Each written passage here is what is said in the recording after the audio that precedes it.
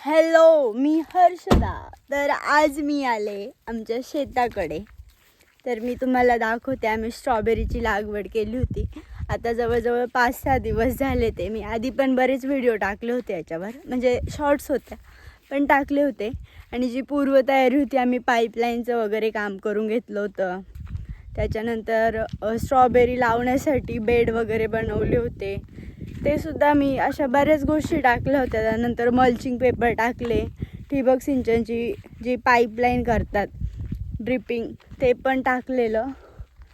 तर आपण पाहूयात आता. तर तुम्हाला सगळ्यांना माहितीच आहे, स्ट्रॉबेरीसाठी वातावरण थंड असायला लागतं. स्पेशली हे हिवाळ्यामध्ये लावतात लोक. चला पाहू आपण पण.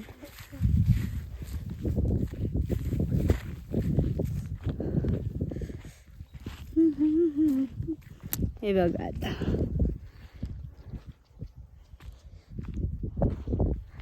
ही आपली स्ट्रॉबेरी आहे. याला ना आम्ही खूप मेहनत घेतली आहे. तसं तर अराऊंड 5 गुंठे एवढ्या जागेमध्ये लावली आहे. जवळजवळ 3000 रोपं होती. हे पाहू शकता तुम्ही.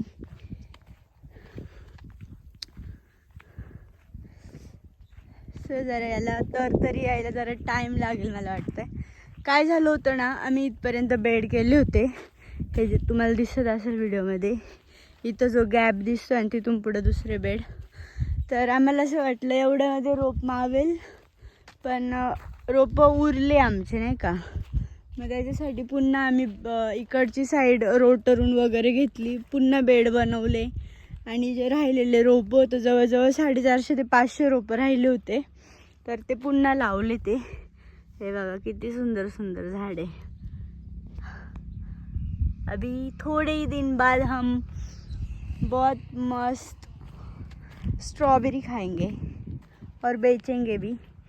जर तुम्ही भीमाशंकर, अरे यार आता पडली असती. जर तुम्ही भीमाशंकरकडे येणार असाल कधी देवाला वगैरे, काही लोक स्पेशली फिरायला पण येतात, तर नक्की तुम्हाला आमचा स्टॉल दिसेल. बाकी घ्यायची नाही घ्यायची तुमच्या मनावर.